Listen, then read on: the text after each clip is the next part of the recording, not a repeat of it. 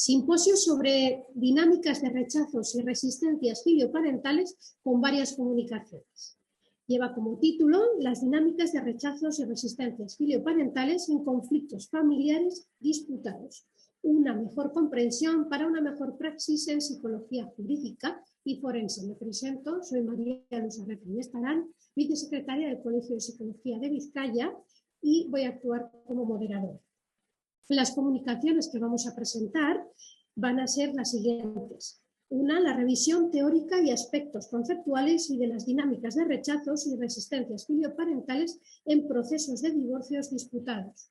Va a ser llevado por Begoña Rueda Ruiz, doctora en psicología, psicóloga clínica del Servicio de Psiquiatría del Hospital de Galdácano y decana del Colegio Oficial de Psicología de Vizcaya.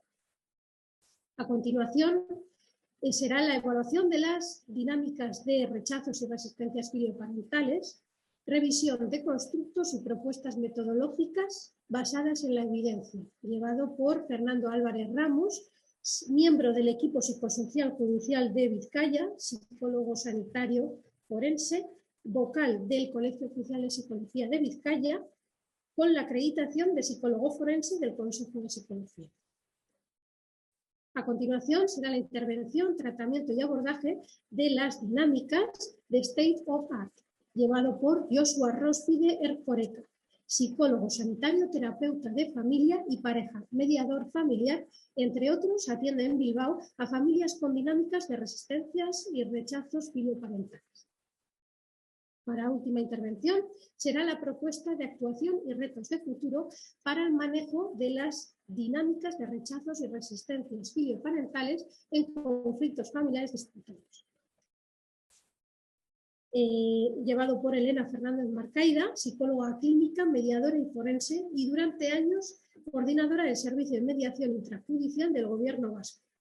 Hola, buenas tardes. Comenzamos la primera comunicación del simposio, en la que yo intentaré acercar una serie de aspectos conceptuales sobre un constructo que cada vez está más presente en la literatura, aunque en España es poco conocido.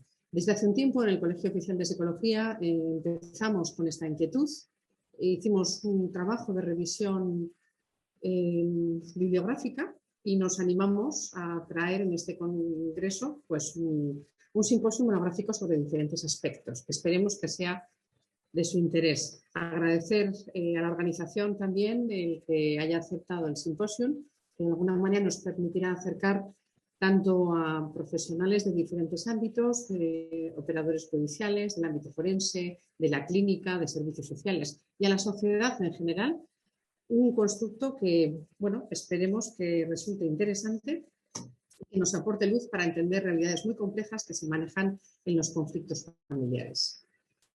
Bien, como reza el título,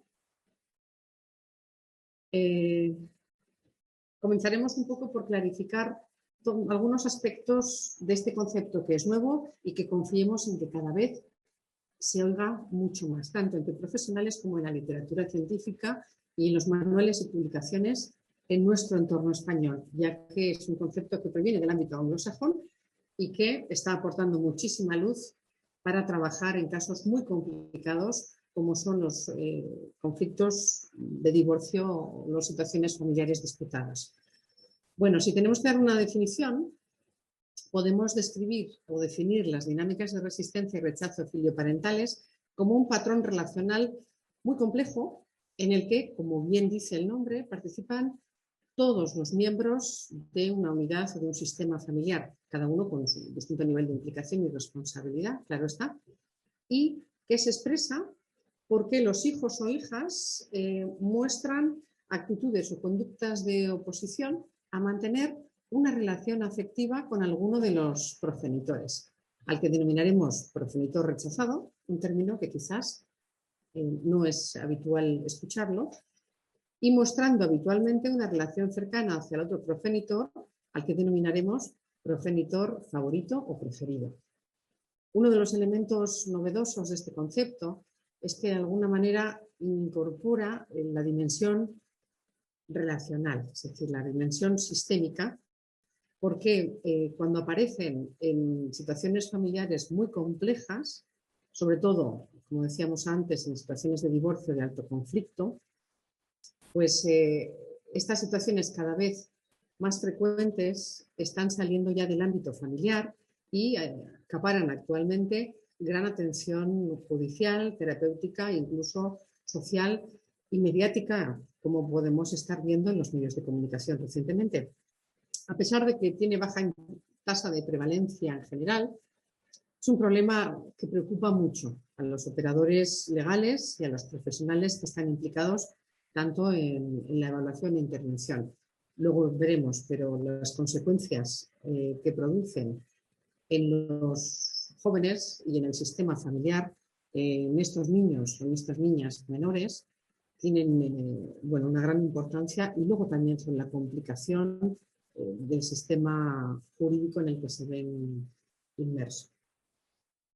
Bueno, lo que aporta, otro de los elementos importantes que este constructo aporta, es que se basa en evidencia científica, es decir, supone un acercamiento a este fenómeno de comportamientos y de conductas y de dinámicas que se dan en el seno familiar, pero describiendo conductas observables, dejando atrás otros constructos anteriores que se basan más en, bueno, pues en interpretaciones sobre la causalidad del mismo y en juicios de valor que a veces pueden conllevar unas percepciones subjetivas.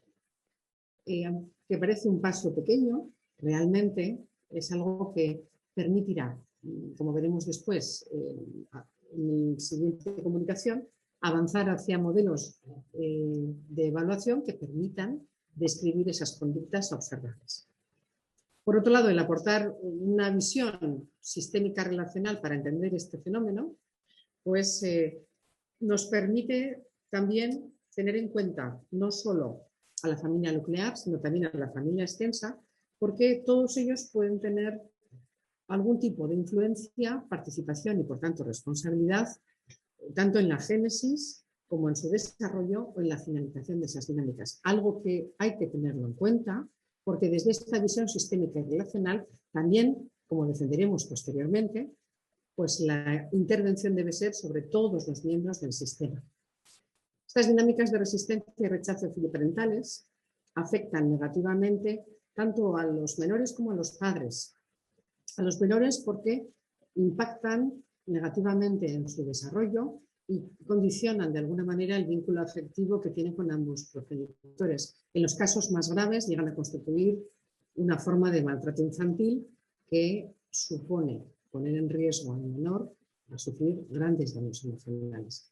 Pero la cosa no se queda ahí, porque este tipo de dinámicas también tienen consecuencias negativas en los padres, que están inmersos en un conflicto interparental que a menudo en estos conflictos o en estos sistemas familiares de alto conflicto, pues van asociados a una gran hostilidad, a un rechazo, a una gran ansiedad, inhibición o agresividad.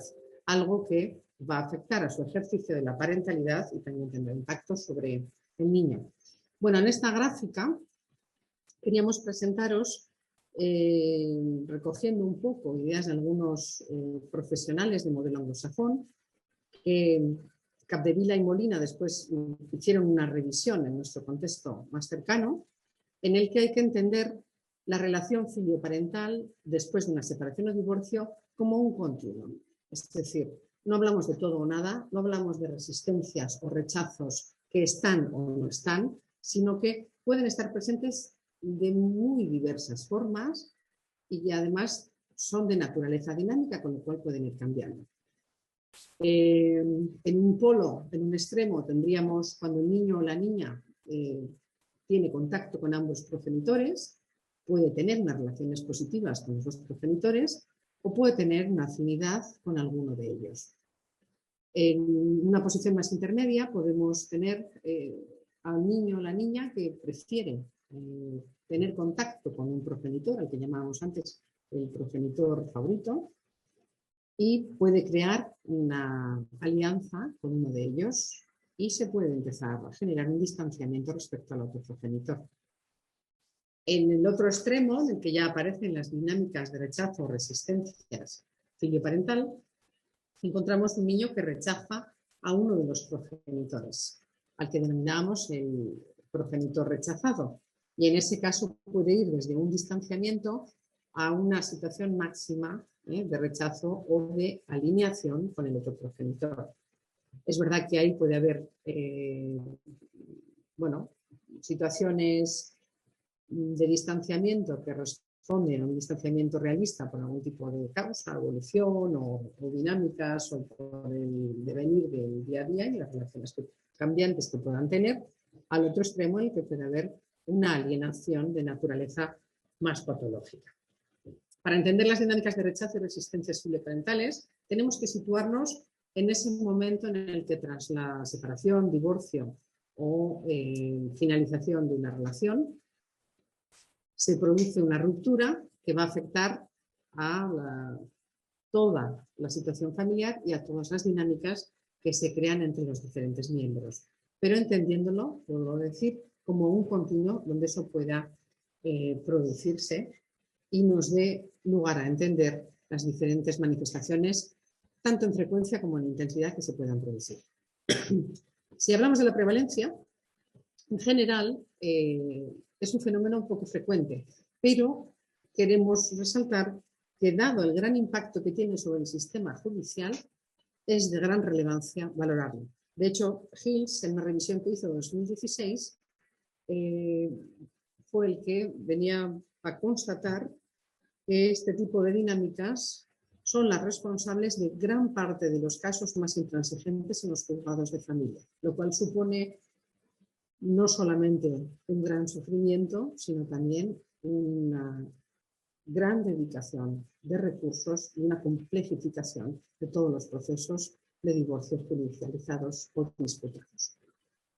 Estas dinámicas intuimos que existen en todas las sociedades, existen o han existido, ya que es una de las variantes que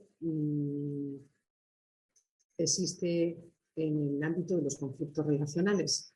Es verdad que la novedad sobre este constructo viene dada porque recientemente se empieza a hablar de él y da nombre a este tipo de conductas que, aunque han podido estar presentes siempre, la diferencia viene a ser como las distintas culturas o sociedades las visibilizan, las abordan, con qué intensidad se dan y qué tipo de fenomenología o puesta en escena pueden tener. La revisión empírica sobre este concepto, como nos muestra un trabajo realizado por Lorando en 2020, nos habla de una creciente presencia de divorcios de alto conflicto o una creciente presencia de familias de alto conflicto.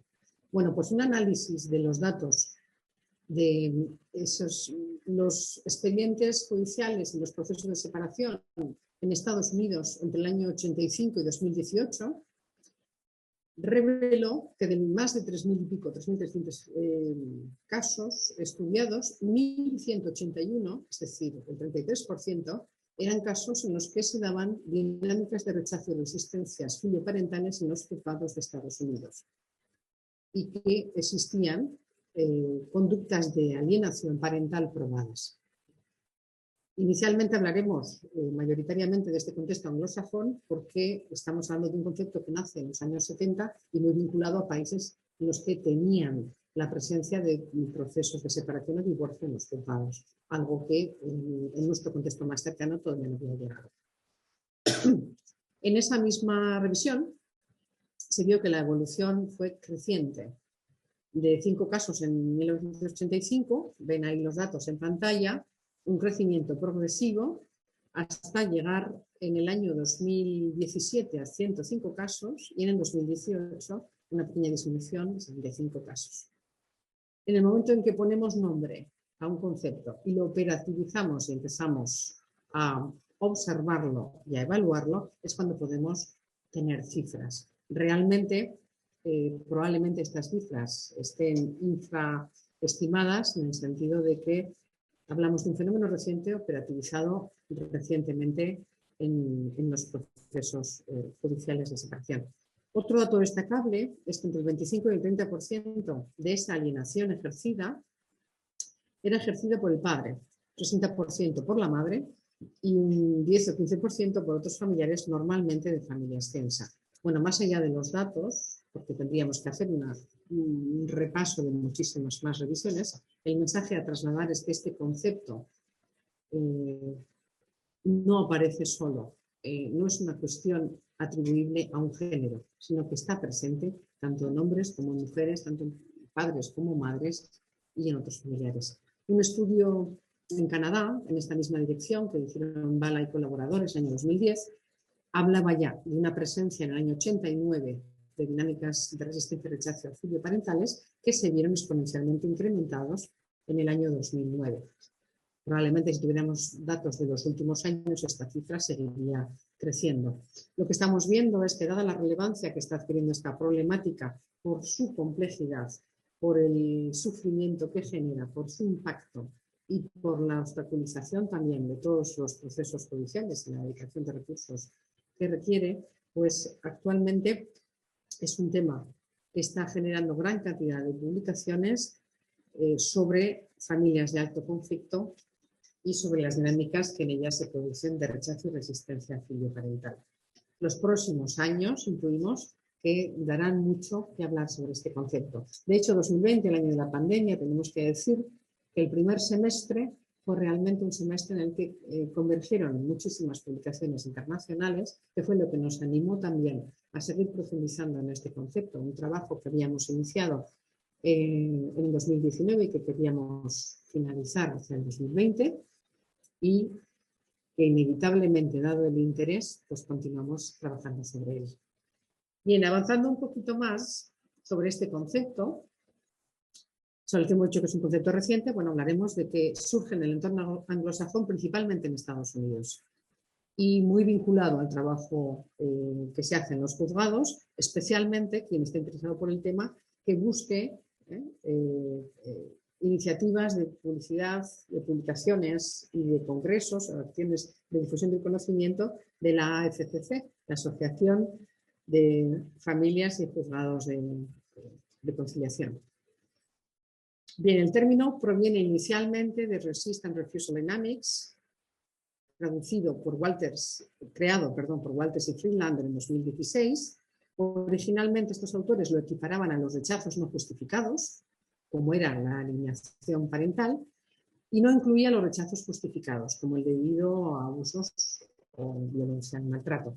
Actualmente, bueno, pues este constructo es suficientemente integrador de todo este tipo de dinámicas de resistencia y rechazo que se pueden producir. Un término similar, también relacionado con la evolución histórica de este concepto, es el de Parent-Child Contact Problems, los problemas de contacto progenitor-niño, que en 2010 acuñaron Findler y Bala. Lo queremos traer aquí porque, bueno, pues es un concepto para quien quiera profundizar en estos conceptos y que sepa qué buscar en la literatura. De todas maneras, es nuestra intención incorporar y acercar la información sobre conceptos básicos de dinámicas de resistencia y rechazo filioparental a medios de difusión más populares y en lengua castellana. En cualquier caso, la importancia de este concepto es que supera las limitaciones que otros modelos explicativos y otros conceptos anteriores se han utilizado, ya que suponía conceptos más parciales que abordaban solo algunos aspectos y que este nuevo constructo de las dinámicas de resistencia y rechazo filioparental abundan en información muchísimo más amplia y más integradora, como decíamos, por la visión sistémica y relacional que incorpora a todos los miembros de la unidad familiar. Bien, hablemos un poco de los tipos de dinámicas de resistencia y rechazo filioparental. Podemos hablar ahí de un continuo entre lo normal y lo patológico, en el que la mayoría de estas conductas se pueden producir, según estos autores, Pollack y colaboradores que recientemente han clasificado en 5 categorías de problemas que puede haber de contacto entre el progenitor y los hijos. Por un lado, puede haber una afinidad con un progenitor, bien por cuestión de género, por intereses comunes, por religión, por diferentes razones. Una afinidad que puede surgir de una forma natural. También puede haber un alineamiento que no siempre responde a funciones desadaptativas, sino que a veces es una forma también, una conducta adaptativa que el menor puede utilizar. Puede haber un rechazo realista justificado debido a maltrato, abuso o violencia ejercidos por el progenitor rechazado. Puede haber un rechazo injustificado debido a interferencias parentales o a esas conductas que, promovidas por el progenitor favorito o por ambos progenitores, resulten en que uno de ellos es más convincente, cercano o pasa más tiempo con el hijo y con la hija, lo que hace que sea visto como favorito y el otro como rechazador. Pero están los casos híbridos, que son los más frecuentes, en los que se combinan dos o más de las dinámicas anteriores. Todas ellas, de alguna manera, entremezclándose, repetimos, de una forma dinámica, de tal manera que den lugar a afinidad, a alejamiento, procesos que no son estancos, sino que pueden variar, que generan también una parentalidad pobre y que conllevan elementos de alienación. Factores asociados a estas dinámicas, autores como Pollack y Moran en 2016, nos hablan de que los estilos y habilidades parentales también influyen, estilos no autoritarios o determinados estilos utilizados en la crianza van a estar influyendo de alguna manera, conductas alienadoras parentales en las que a menudo vemos en estos conflictos familiares porque interfieren en el tiempo de contacto, en la forma de contacto, por la información, manipulación emocional o habitualmente hábitos mixtos. También las distorsiones cognitivas de los niños, porque hay que tener en cuenta la etapa del desarrollo en la que se producen estas situaciones de separación y de alto conflicto familiar. Por debajo de los 5 años, muchas veces los niños no saben muy bien qué es lo que está pasando, no tienen la información, y la adolescencia es una etapa especialmente compleja para la aparición de este tipo de dinámicas. Hablamos de pensamientos absolutistas de todo o nada, una abstracción selectiva, una sobregeneralización, pensamiento absoluto o dicotómico o un procesamiento de la información simple o rígido. Factores todos ellos que pueden estar presentes. También hablamos de la historia de apego en esa relación filioparental, es decir, no tenemos que fijarnos solo en las dinámicas que existen en este momento, sino que cuál ha sido la relación previa y cuál ha sido el nivel de implicación parental previo a la separación física. También pueden darse situaciones de trastornos de personalidad o psicopatología previa que van a comprometer indudablemente el ejercicio de la parentalidad y que van a afectar la relación filioparental. La existencia de conflictos interparentales también es un factor muy asociado a la aparición de estas dinámicas e indudablemente la participación en el sistema judicial. Es decir, aunque haya procesos de separación conflictivos, el que sean judicializados aumenta el nivel de conflicto.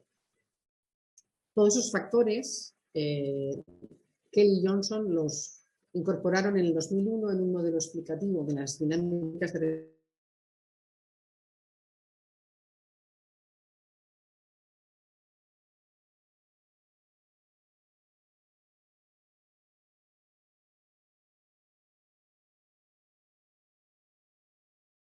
elementos en interacción son los que configuran la respuesta del niño, que, vuelvo a decir, es dinámica y es cambiante. Es decir, la vulnerabilidad de este niño, bien por su temperamento, dependencia, ansiedad, problemática emocional, cuáles son los factores de desarrollo que indudablemente pueden generarse ansiedad de separación en un momento dado, la conducta alineadora y la motivación del progenitor favorito, que a veces con una buena finalidad, pero resulta que puede dar lugar a conductas sobreprotectoras que infantilizan o conductas infraprotectoras que parentalizan, cuál sea su personalidad y estilo parental, o aquellas conductas que no favorecen una sana individuación y el desarrollo del pensamiento crítico. Aspectos problemáticos de la personalidad y del estilo parental del progenitor rechazado también indudablemente van a influir antes y después de la propia experiencia de rechazo, no solo en el momento actual. La existencia de violencia, abuso o negligencia que mencionamos anteriormente, y vinculado al conflicto interparental con los litigios crónicos en los que muchas veces hay terceras partes que están implicados y que actúan como defensores y empeorando la situación de conflicto o la posición de pensamiento. Por último, las dinámicas que se puedan producir entre los diferentes hermanos y las presiones que provengan del sistema familiar. Recientemente, Zimmer y Ward también mencionaban la falta de comparentalidad funcional como un elemento, un factor de riesgo, y la diferenciación entre las influencias externas profesionales y personales, algo que también hay que tener en cuenta. Bien, a modo de reflexiones finales, compartir lo que decíamos al principio, este nuevo concepto de dinámicas de resistencias y rechazos filioparentales ofrece un modelo explicativo válido para este tipo de dinámicas familiares altamente disfuncionales. Se centra en las dinámicas relacionales frente a los progenitores alienadores o alienados, y eso amplía muchísimo más la capacidad de análisis y de comprensión de un fenómeno tan complejo. Hablar de resistencia o rechazo al contacto versus conductas obstaculizadoras o alienadoras también permite profundizar en el análisis de este tipo de dinámicas relacionales tan complejas. Hablar de síntomas objetivables y cuáles son las consecuencias en el desarrollo del menor. Prestar atención al menor, porque como cualquier intervención, en estos casos debe ir siempre guiada por el superior interés del menor. Y también esos nuevos conceptos de progenitor rechazado y progenitor preferido aportan luz a este concepto, que es un concepto en el que intervienen múltiples e interrelacionadas causas, tanto del rechazo como de la resistencia. Y, por último, bueno, pues animar a quienes trabajáis en este campo o tenéis un interés por este campo en las diferentes disciplinas a profundizar en su estudio, a que se empiecen a hacer investigaciones y a que acerquemos este conocimiento tanto a los profesionales como a la sociedad en general para superar otro tipo de modelos y de conceptos más limitados que durante mucho tiempo se han utilizado quizás con poco acierto o con una visión parcial. Actualmente hay evidencia suficiente en entornos anglosajones que nos recomiendan la utilización de este concepto y este modelo explicativo que queremos acercar a través de este simposio. Algunas pinceladas de bibliografía y con esto pues yo terminaría para dar paso a los siguientes compañeros que van a presentar otros aspectos. Muchísimas gracias.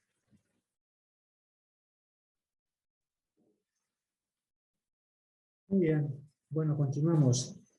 Bueno, lo primero, dar las gracias a Begoña Rueda como decana del Colegio de Psicología de Vizcaya por haber organizado este simposio y también a María Luzarreta por la presentación. Y tras esta parte más conceptual, me corresponde abordar la evaluación de las dinámicas de resistencia y de rechazo filioparental. Y para poder abordar esta parte de evaluación, me gustaría hacerlo primero una pequeña diferenciación entre lo que es la evaluación clínica y la evaluación forense. Vamos para eso a compartir pantalla y para que podáis verlo de una forma más gráfica. Yo creo que así es correcto. Esto es. Bien, vamos a ver las diferencias entre la evaluación, lo que tiene que ver con las dinámicas de resistencia y rechazo parental, las diferencias entre la evaluación clínica y la evaluación forense. Porque si bien ambas, la clínica y la forense, tratan de rescatar el superior interés del menor, es una evaluación que está centrada fundamentalmente en el interés del menor, y también las dos evaluaciones como tales tratan de informar para la resolución del caso. Lo cierto es que la evaluación clínica pretende o se basa en el conocimiento de variables que han de intervenir posteriormente para planificar un determinado tratamiento. Esta es la evaluación clínica. En cambio, en este sentido, la evaluación pericial, la otra sería asistencial, la evaluación pericial pretende informar al juez sobre familias en proceso de ruptura, es decir, la función principal es una función pericial, una función informativa.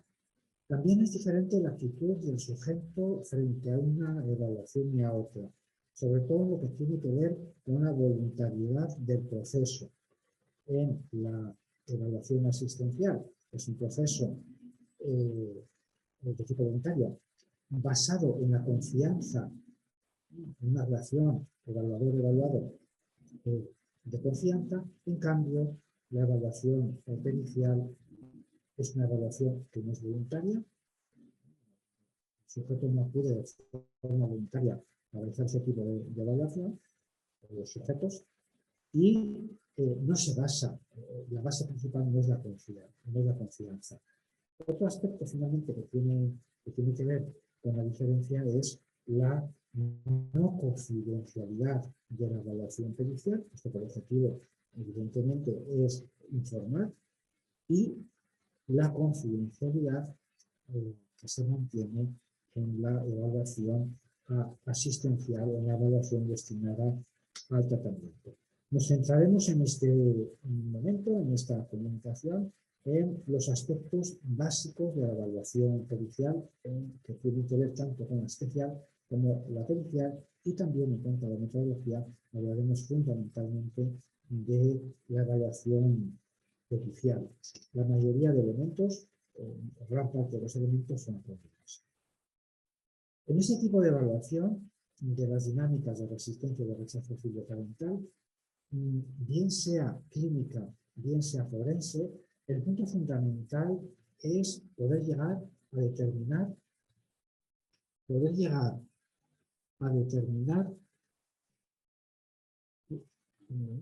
yo creo que debería de pasar, sí, poder llegar a determinar por qué se producen estas dinámicas. Como se ha indicado en la parte anterior, en la parte conceptual, se trata de un modelo que parte de varias hipótesis. El origen, el por qué se producen estas dinámicas, o qué es lo que causa que un niño rechace o se resista al contacto con un progenitor, se puede explicar por medio de varias hipótesis. Lo fundamental que tener en cuenta es que este modelo pretende sintetizar las diferentes causas, pero hay que saber que cada caso, los casos todos son casos híbridos, en los cuales forman parte varias hipótesis. Se ha hablado también de las causas, hemos hablado también de la posibilidad de una afinidad o de una alineación, es decir, la producción de algunas alianzas en estas familias en conflicto. Estas alianzas que se muestran mediante conductas de apego infantil, en el caso de los hijos, hacia el progenitor, que se llama preferido o favorito, pueden llegar a mostrar conductas de rechazo hacia el otro progenitor, que denominamos rechazado. Otra de las hipótesis, otra de las causas importantes en la evaluación de las dinámicas es la hipótesis del abuso, entendido como asimetría, no como conflicto. Conflicto en este tipo de familias existe en ocasiones, incluso son de alto conflicto. Entendemos aquí el abuso como diferenciación del conflicto, es decir, como una asimetría en el poder. Y se engloba en esta hipótesis del abuso tanto la parte de abuso maltrato infantil, ejercido directamente hacia los niños, las niñas o los adolescentes, también la parte de abuso de sustancia por parte de algunos de los progenitores, también la presencia de algún tipo de violencia en las relaciones, algún tipo de violencia intrafamiliar. Fijaros, las reacciones en ocasiones infantiles cuando se produce este tipo de asimetría, este tipo de abuso, pueden ser la identificación en ocasiones con el agresor, pero resulta más corriente, resulta más habitual el que se produzca un alejamiento. Ese alejamiento se puede convertir en rechazo. Y la tercera hipótesis serían los problemas de crianza, entendidos como un continuo, una conducta y en el ejercicio de la parentalidad, un continuo que puede ir desde un estilo educativo excesivamente laxo o excesivamente rígido, una parentalidad egocéntrica, sin sintonía o inclusiva. Estas serían fundamentalmente la esquematización de las causas que están detrás de que un niño, una niña o adolescente se resista o rechace el contacto con alguno de los progenitores. Este modelo, que se ha explicado anteriormente, ha sido objeto de algunas críticas. Estas críticas tienen que ver fundamentalmente con la parte de la evaluación del abuso, del maltrato y también con la parte de lo que tiene que ver con lo que se entiende como alienación parental. Y es que se indica que la hipótesis del abuso del maltrato por el riesgo para los menores que supone debe de ser la primera en falsear o invalidar. Esa debe ser la primera hipótesis. También hay que ver que el modelo de árboles de decisión, que veremos posteriormente, es una forma de explicar estas hipótesis, un aspecto metodológico de hacer la evaluación, desatiende en ocasiones la evaluación del riesgo en los casos en que hay relaciones de los menores, de los hijos o las hijas con sus progenitores, relaciones de forma positiva. Es decir, cuando un niño se relaciona adecuadamente con ambos progenitores, normalmente se descarta la hipótesis del maltrato y ahora mismo podemos saber, la evidencia científica nos indica que en ocasiones, aún existiendo abuso o maltrato, depende de la gravedad, depende de múltiples factores, puede ser que esa relación positiva de ese progenitor con la hija continúe. En ese sentido, conviene tener en cuenta las indicaciones de la asociación de la ACCC, que en 2016 hace una publicación relacionada con esta hipótesis del abuso del maltrato y que propone la asunción de medidas de seguridad y de protección tanto a padres como a hijos frente al abusador en fases iniciales de procedimiento y de forma en ocasiones cautelar o urgente. Por ejemplo, mediante los puntos de encuentro familiar, etc. En la evaluación de las dinámicas de resistencia y de rechazo filioparental, un constructo que procede también de los autores de la ACCC, un constructo importante que ayuda a la evaluación también de la coparentalidad, del grado de coparentalidad que existe en los procesos de ruptura de alto conflicto, es el constructo de gatekeeping, que podemos traducir como filtro, como guardar como control del acceso que uno de los progenitores puede realizar en detrimento o en favor del otro. Es un concepto de una gran importancia para evaluar el rechazo. Esto que nos situará en alguna de las causas. Y es que la evidencia empírica nos indica, nos muestra claramente una influencia privilegiada en los hijos de los mensajes, actitudes y conductas de las figuras de ascendencia afectiva. Es decir, las figuras, los progenitores, las figuras de ascendencia vinculadas afectivamente con el menor, ejercen lógicamente una influencia privilegiada. Y también este constructo nos permite ver que puede existir una respuesta del hijo mediante actitudes y conductas modeladas en favor de lo que el hijo piensa y observa que espera esa figura de referencia al cual se vincula afectivamente y que en este conflicto el niño necesita y desea proteger. Y por tanto, las actitudes positivas o negativas que expresa un progenitor con respecto al otro son transmitidas, lógicamente, a los hijos y pueden generar una respuesta de adaptación o de rechazo hacia el otro progenitor. Lo cierto es que evaluando este constructo, ahora veremos esquemáticamente la tipología, se está evaluando la colaboración en la parentalidad, es decir, la coparentalidad. Las conductas conductas y actitudes de un progenitor destinadas a facilitar o no la participación de otro.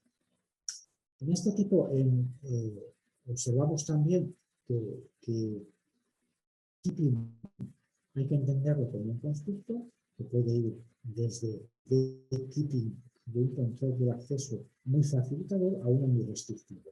En uno de los extremos estaría el muy facilitador, que tiene que ver cuando un progenitor se define, cuando un progenitor resulta proactivo hacia el otro progenitor, o inclusivo, cuando potencia de forma positiva la imagen del otro, menor, cuando hay esfuerzos continuados de la comunicación, en que se relacione y que se comunique con otro progenitor, sabiendo que tiene efectos positivos en el menor, cuando hay una flexibilidad en el tiempo compartido, cuando un partido termina tarde o después del partido le corresponde al niño estar con otro progenitor y es flexible en permitir que esté más tiempo, a pesar de que a esa hora le correspondía, o también asegura oportunidades para que el niño desarrolle su relación con el otro, oportunidades y todo tipo de relación, preservando la imagen del otro, permitiendo, pues, por ejemplo, que mantenga las fotografías del otro progenitor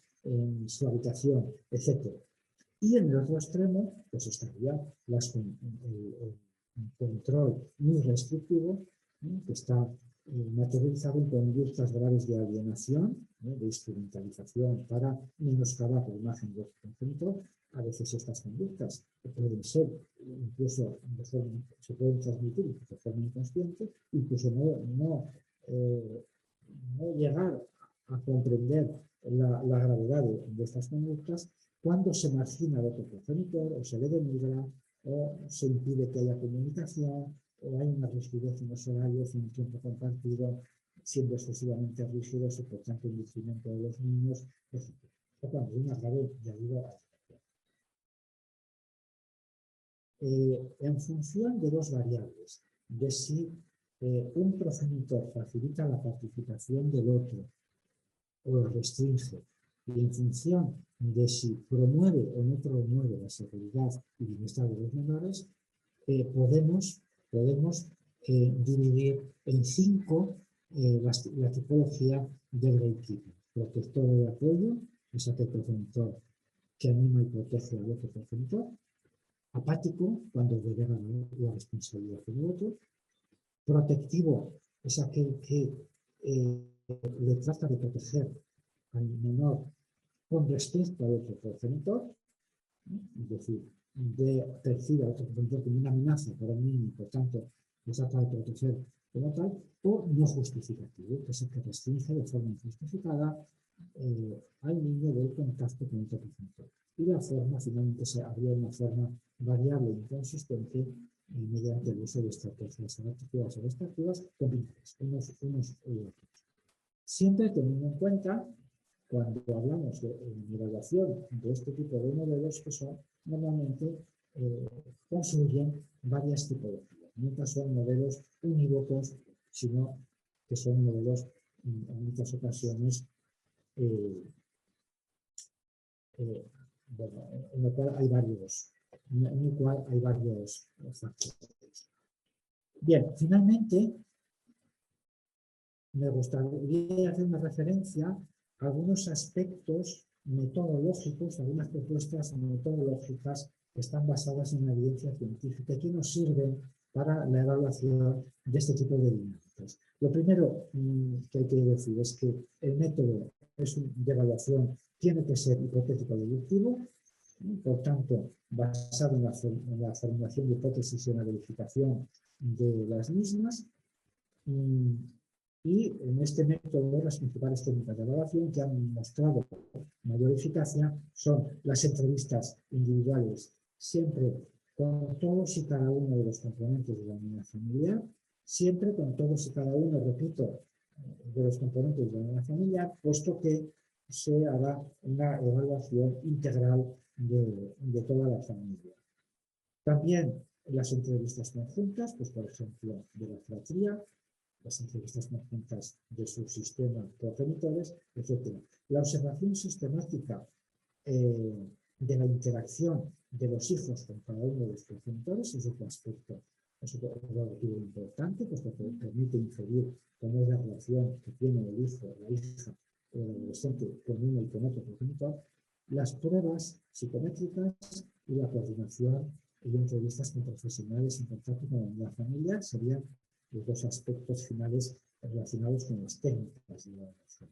Además, hay alguna forma, ya hemos visto cómo árbol sistematizada en un árbol de decisión, como ejemplo, podemos ver el siguiente. Esto sería un árbol de decisiones que contempla múltiples hipótesis y en concreto, en este caso, contempla que el origen del rechazo sea un desarrollo normal, una afinidad, o pueda ser una crianza de una parentalidad pobre, o bien la existencia de algún abuso, ¿no? Este es un modelo, ya veis, de árbol de decisión que tiene una implicación metodológica importante.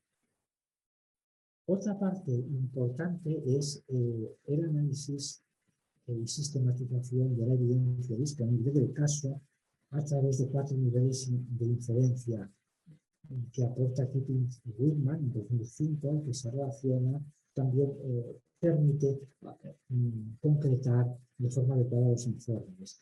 Los 4 niveles de inferencia serían el separar la obtención de datos de la evaluación psicológica en grupo, que es el nivel 1, hasta llegar a las últimas conclusiones relacionadas con, en este caso, con la justicia.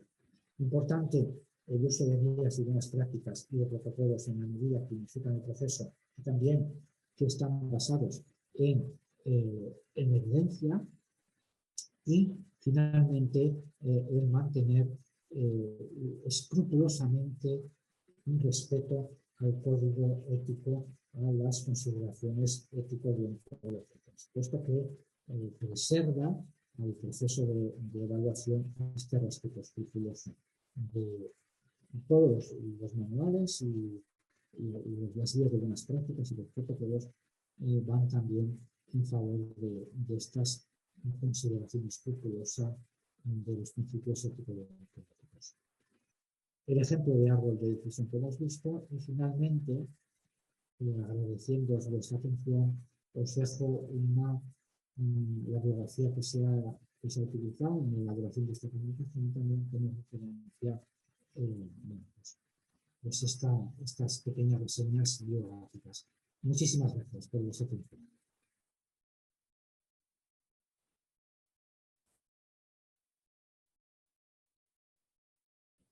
Vamos a pausar la grabación, que yo creo que es aquí. Hola, me llamo Joshua Rospigues, soy terapeuta de familia y pareja. Y bueno, yo voy a hablar sobre las intervenciones en estos casos de dinámica de rechazo, violencia, de resistencia y rechazo filioparentales. Bien, voy a pasar a la pantalla.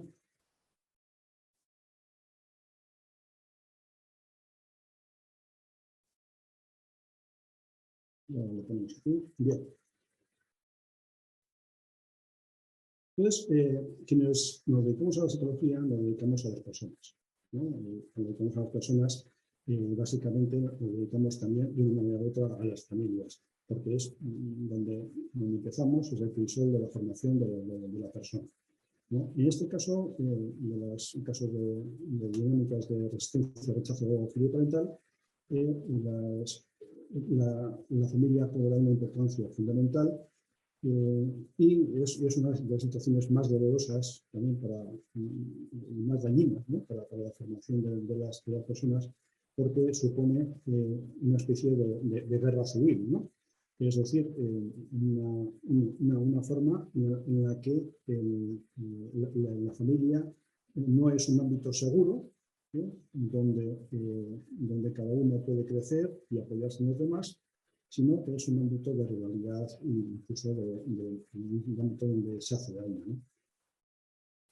Bien, entonces,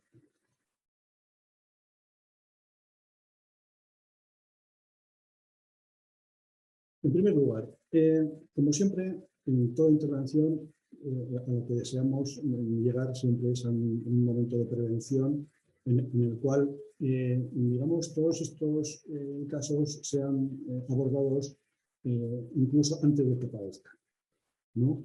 Entonces, en el caso de las dinámicas de resistencia al rechazo filioparentales, es complicado sobre todo aunque existen programas, ¿no?, que ayudan a familias, como las escuelas de padres, ¿no?, o también aquellos otros programas para familias divorciadas y, bueno, incluso material, ¿no?, libros, existen muchos libros, muchos manuales, pero realmente no abordan detalladamente o más profundamente de forma preventiva estos temas de dinámicas de resistencia y de rechazo.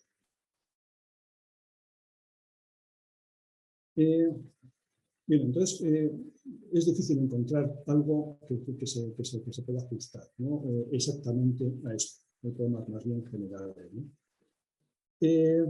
Algunos de estos programas, pues bueno, ya incluso desde en Dinamarca se han hecho intentos para que en los momentos en los que existan un divorcio, esos padres divorciados tengan que acudir a una formación, obviamente suele ser online, de unas cuantas horas, para intentar que no sea algo voluntario, sino que sea algo obligatorio, ¿no?, esta formación. Bueno, esperemos que aquí con el tiempo también llegue, ¿no?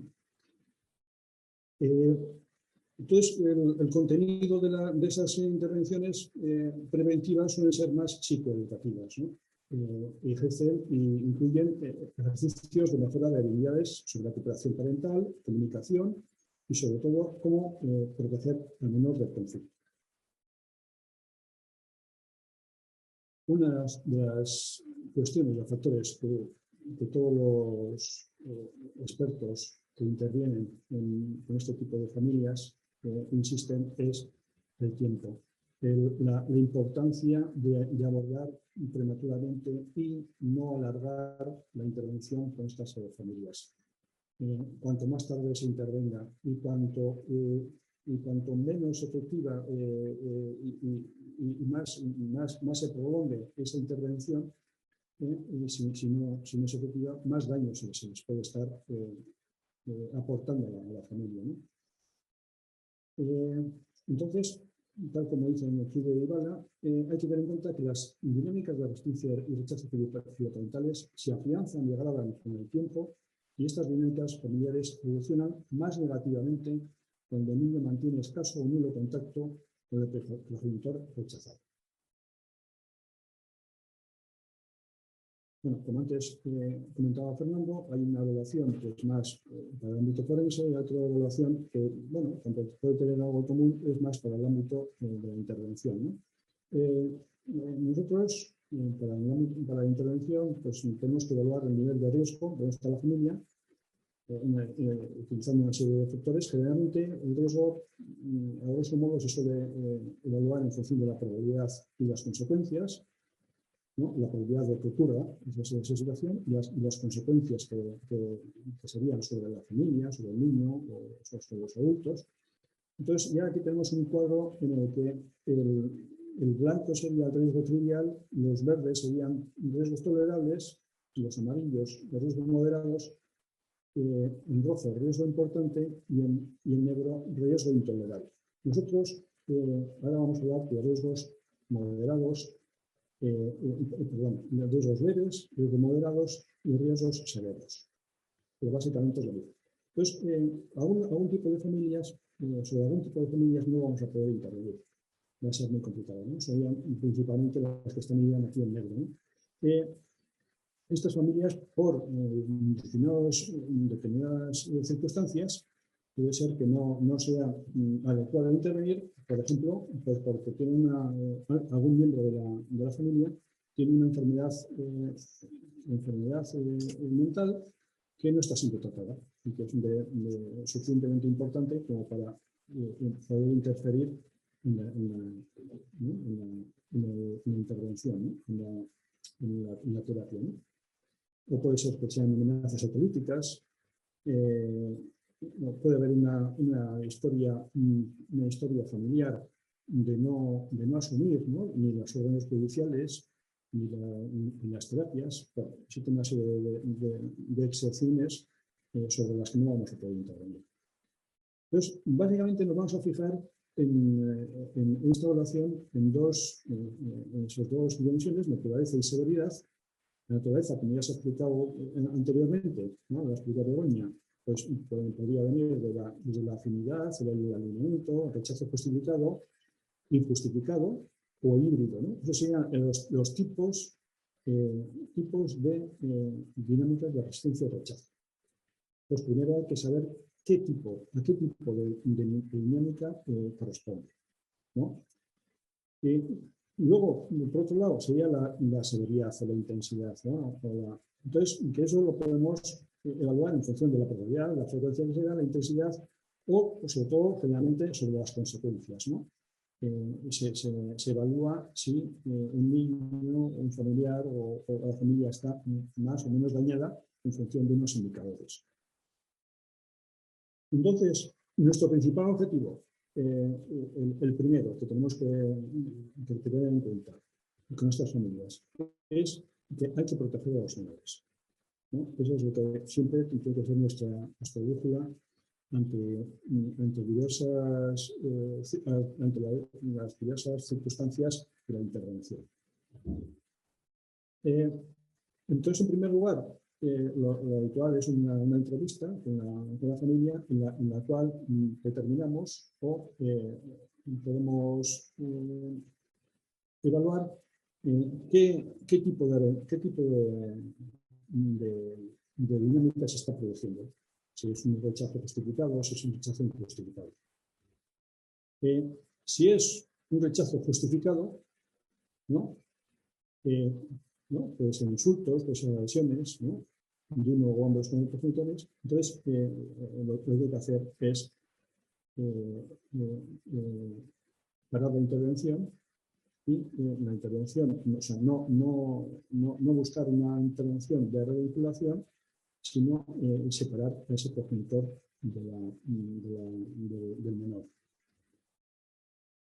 En el resto de casos, si hay afinidad al alimento, si hay un rechazo justificado, pero no es muy grande, y el resto de rechazos injustificados o situaciones híbridas, habrá que hacer otro tipo y podemos abordar desde una manera que ahora vamos a explicar. En este tipo de familias, generalmente se suele dar con familias de divorcio de alto conflicto. El objetivo suele ser la revinculación, el objetivo principal, la revinculación. Entonces, lo que buscaremos es que esa revinculación haya una relación saludable con ambos progenitores. Esto que supone esta revinculación, poder rehacer emociones en vínculos, supone una intervención de una gran complejidad. Entonces, podemos evaluar las intervenciones de tres tipos, ¿no? Leves, moderados o severos. Bueno, voy a pasar un poco por encima. En principio, en las familias con situaciones leves o moderadas, ¿no? El tipo de intervención pues puede ser psicoeducativa. Bueno, y vemos que se puede trabajar simultáneamente varios objetivos, ¿no? El contacto, mejorar la relación, lograr un funcionamiento parental adecuado, lograr un funcionamiento parental y familiar sano y reconducir distorsiones cognitivas. Entonces, generalmente se aplicarán técnicas psicoeducativas, cognitivo-conductuales, respuestas fóbicas, manejo ante situaciones de conflictos de lealtad, de estrés postraumático, terapia familiar, terapia experiencial y recreacional. Por ejemplo, se utilizará el contacto con animales y actividades en naturaleza.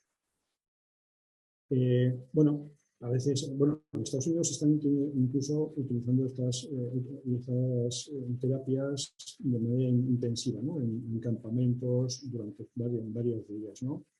Pues, y les hacen, aparte de las intervenciones terapéuticas, lo combinan con actividades, pues puede ser que la familia vaya en comparta momentos pues, con la naturaleza, ¿no? Con canoas, por ejemplo, o cocinando, haciendo cosas que les aporten algo, una experiencia positiva de su relación. En el caso de que se realice una terapia, debe ser gestionada y supervisada por el general, ¿no? Entonces, bueno, esto es un resumen en imágenes de qué tipo de intervenciones en los casos leves y moderados, ¿no? En los casos moderados y severos cobra más importancia toda la presencia judicial, ¿no? Y es necesario que esté presente un coordinador parental. Este coordinador parental, obviamente, tiene cierta autoridad delegada del juez y puede ser que se intervenga para que en ciertos casos haya una reversión de custodia, ¿no? Entonces, bueno, aquí simplificando en imágenes, las intervenciones serían las anteriores que habíamos visto para las situaciones leves y moderadas, y además una intervención judicial más presente y con posibilidad de reversión de custodia. Puede ser que en algunos casos el progenitor rechazado pueda decir adiós por el momento, ¿no? Porque la posibilidad de revinculación en ese momento con el hijo y con la hija no sea adecuado, ¿no? Entonces, bueno, hay que preparar, también con ayuda judicial, hay que preparar un contacto posterior, ¿no? En casos severos, obviamente la presencia judicial es determinante, ¿no? Serían los casos que aquí tenemos en rojo, ¿no? Entonces, hay que diferenciar, habría una diferenciación entre la intervención por rechazo, en los casos de rechazo justificado, ¿no? Separando a los niños. También habría que evaluar si existe una violencia sobre el otro progenitor, ¿no? Si existe una violencia de género, por ejemplo. Entonces, si se pudiese trabajar con el padre y con el hijo o la hija, se trabajaría durante un tiempo hasta poder realizar una terapia de revinculación, o si no, si se ve que se evalúa que el rechazo es realmente justificado y esa persona no se rehabilita, pues no se permitiría el contacto.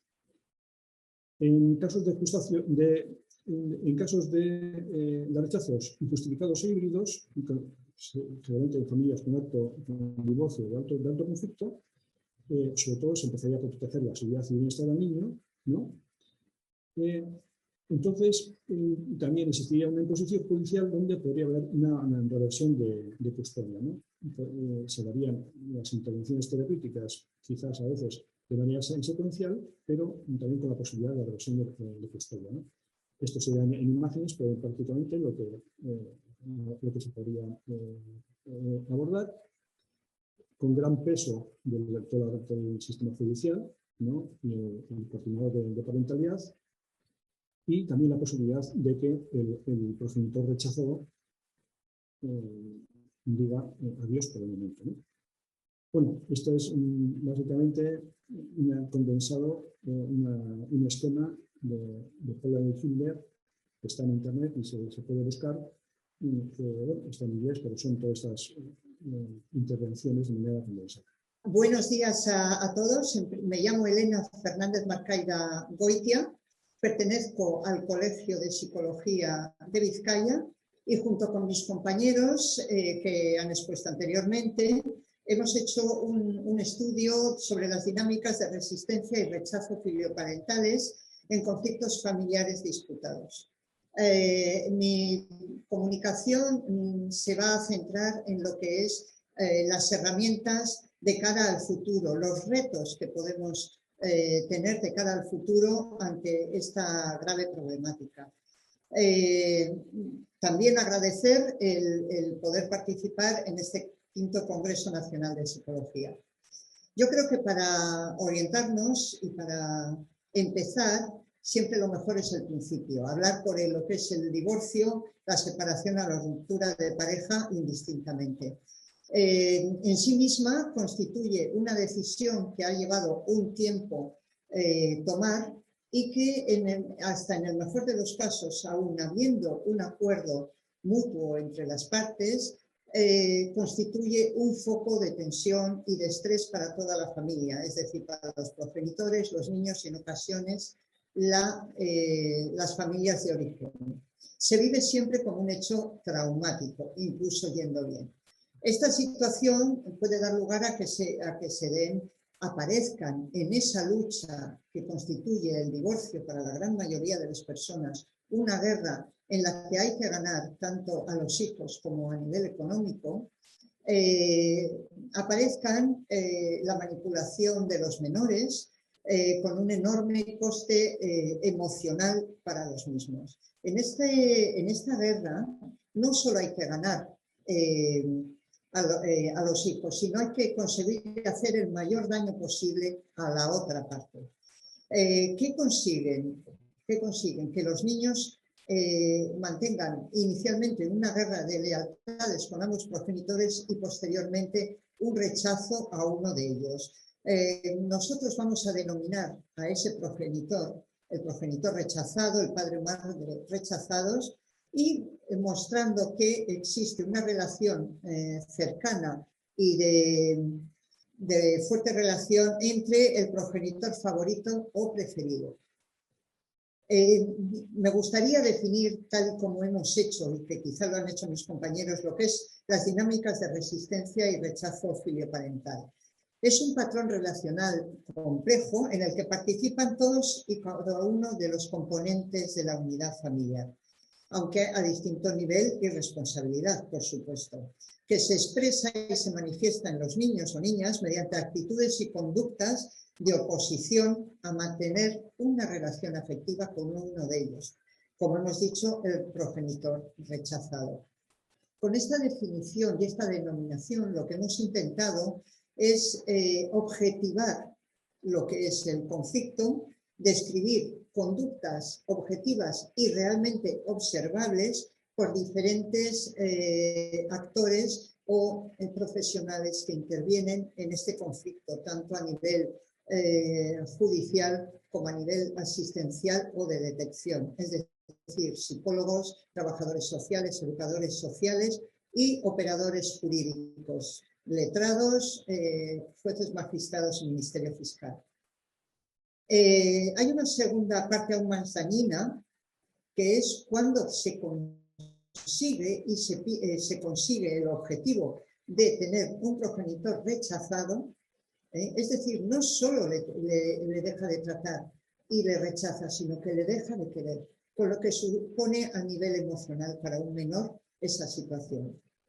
Los problemas derivados de esta situación totalmente antinatura, el sentirte obligado a no querer a uno de tus progenitores, acarrea graves problemas emocionales. Para ello, hemos estado observando, analizando esas respuestas objetivables y esa observación directa a respuestas dadas por diferentes personas y profesionales que trabajan en este campo, y hemos establecido que para que tengamos un reto de futuro tiene que ser con un concepto común a todos nosotros, es decir, a todos los profesionales que he nombrado anteriormente. Si no tenemos un concepto común y un objetivo común, será difícil ponernos retos de futuro.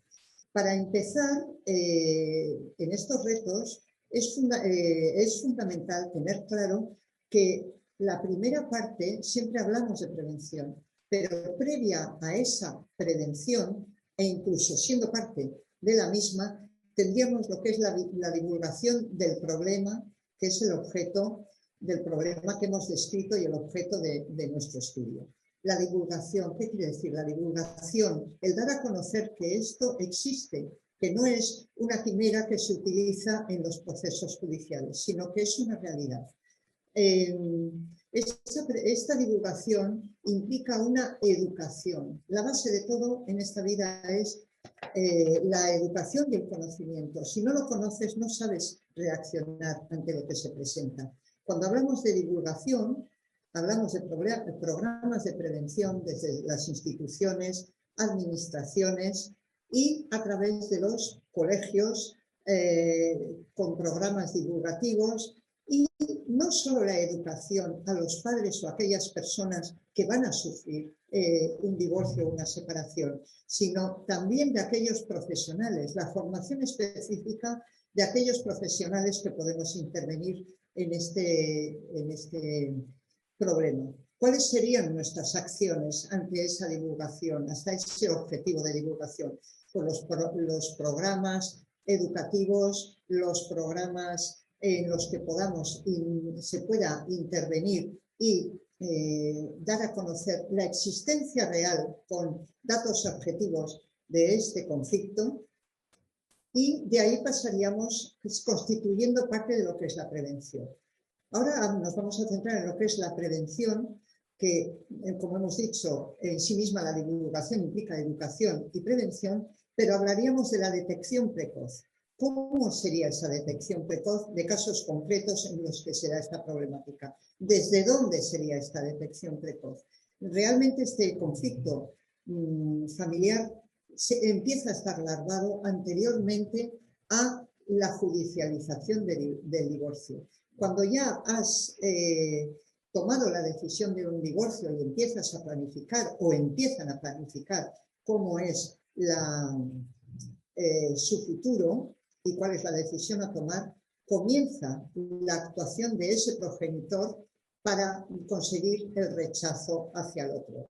Empieza la posible interferencia en los menores. ¿Cómo es posible detectarlo? Realmente es posible quizá detectarlo teniendo conocimiento de ello en las escuelas, en los colegios, cuando hay un déficit o una disminución del rendimiento académico, qué es lo que pasa, qué situación familiar, es decir, los servicios psicológicos y de orientación de los colegios, la detección precoz a través de servicios sociales y sociofamiliares, y una vez judicializado el conflicto, es decir, efectuada la demanda ante el juzgado, adquieren mayor relevancia los servicios de valoración o equipos psicosociales. Una vez valorado y detectado y establecido que existe este problema, pasaríamos a la fase de intervención. ¿Quién debe de intervenir? ¿Qué valor tiene la valoración que ha efectuado el servicio correspondiente? ¿Y qué implicación va a tener posteriormente a nivel judicial y a nivel familiar? La intervención dependerá del tipo de dinámica de rechazo filioparental, de la gravedad o no del mismo, es decir, si es leve, moderado o severo. Y la intervención derivada de esta valoración debería de ser establecido quizá un protocolo de actuación, una valoración, pasaríamos a una intervención de forma automática, sin demasiada pérdida de tiempo que a veces se nos va en todo este proceso. Y este tipo de problemas siempre van a peor, nunca evolucionan a mejor. Las herramientas que tenemos múltiples herramientas, siendo que tantos profesionales atendemos y podemos intervenir en estos conflictos, enormes conflictos. Dependerá de cada caso concreto y deberá de ser objetivable y dirigido a cada caso concreto. Las diferentes herramientas, y no tenemos mucho tiempo para poder explicarlas, dependerá de ello, pero por ejemplo tendríamos la intervención a nivel familiar, las terapias individualizadas a menores con la intervención de los padres, las terapias familiares, los procesos de mediación en la que los propios intervinientes cogen el conflicto en sus manos e intentan solucionarlo con un tercero, y que ya de por sí implica esa intervención una cierta responsabilización de lo que está pasando. Las dinámicas, será importante que creemos que, resumiendo, cualquier reto de futuro debe de pasar, y para finalizar, por un consenso entre todos los profesionales, un consenso real de lo que es, de lo que pasa, de que se debe de analizar una evaluación absoluta y total posterior o conjunta con programas de divulgación y educación sobre este conflicto o problema a nivel social, familiar y escolar, y una intervención que pudiera ser rápida en cuanto se detecta y con una derivación posiblemente automática tras un protocolo establecido a servicios que puedan dar una posible solución, ayuda o apoyo a estas familias.